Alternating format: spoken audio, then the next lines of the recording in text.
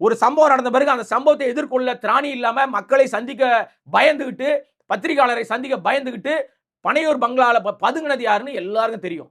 இந்த பொதுக்குழுலையும் முக்கியமாக பேச வேண்டிய பிரதானமான தமிழ்நாட்டு வாக்காளர் உரிமைகளை பறிச்சுக்கிட்டு குடியுரிமையே புடுங்கி போடக்கூடிய மிக முக்கியமான எஸ்ஐஆர் பத்தி ஒரு வார்த்தை கூட தீர்மானம் நிறைவேற்றா போதுமா?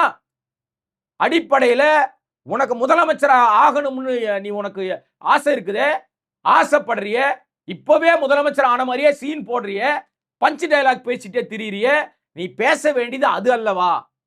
அதைத்தானே பேசியிருக்கணும். ஒரு தீர்மானம் போட்டு ஒதுங்கிட்டா நானும் அடிக்கிற மாதிரி அடிக்கிறேன். ஐயா நான் பாத்தியா மோடி அரசாங்கத்தை நான் திட்டேன், தீர்மானம் போட்டுட்டேன் பாத்தியா சார். நீங்க பாஜக எதிராக எதுவும் பேசல இன்னைக்கு. அதை பேச மாட்டார் சார். படியறக்குல எஜமா முதலாளியை பார்த்து ஏதாவது பேச முடியுமா? நீங்க தான் விஜய்க்கு பின்னாடி பிஜேபி இருக்கிறதா சொல்றீங்க. ஆனா விஜய் திமுக தான் எல்லாம் பண்ணுதுன்னு அவர் சொல்றாரு. யாரு பேச்சதான் மக்கள் நம்புறது? மக்கள் தெளிவா இருக்காங்க.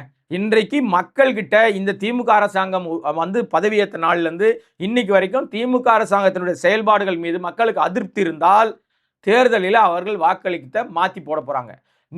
நான் கேள்வி கேட்கிறேன், பத்திரிகையாளரா நான் ஒரு கேள்வி கேட்கிறேன். விஜய் இந்த நாட்டு மக்களுக்காக இந்த 2 வருஷம் கட்சி ஆரம்பிச்சில்ல, நீ நடிகனா வந்து கோடி கோடியா மக்கள்கிட்ட வந்து காசை வந்து புடுங்கின இல்ல, 200 ரூபாய் டிக்கெட்டை 2000 ரூபாய்க்கு வித்து பணத்தை கொள்ளையா கோடி கோடியா அடிச்சல்ல, அதுல இருந்து இந்த நாட்டு மக்களுக்கு என்ன நன்மை செஞ்சிருக்கா? ஒரே ஒண்ணு போடு. நான் என்ன சொல்லுவாங்க, என்ன போடுவாங்க தெரியுமா? மக்கள் இயக்கம் மூலமாக பால் கொடுத்தோம், நாங்க புண்ணாக்க கொடுத்தோம், புளிய மரத்தை புடுங்கி போட்டோம்னு வாங்க. எல்லாம் அந்த ரசிகனோட காசு.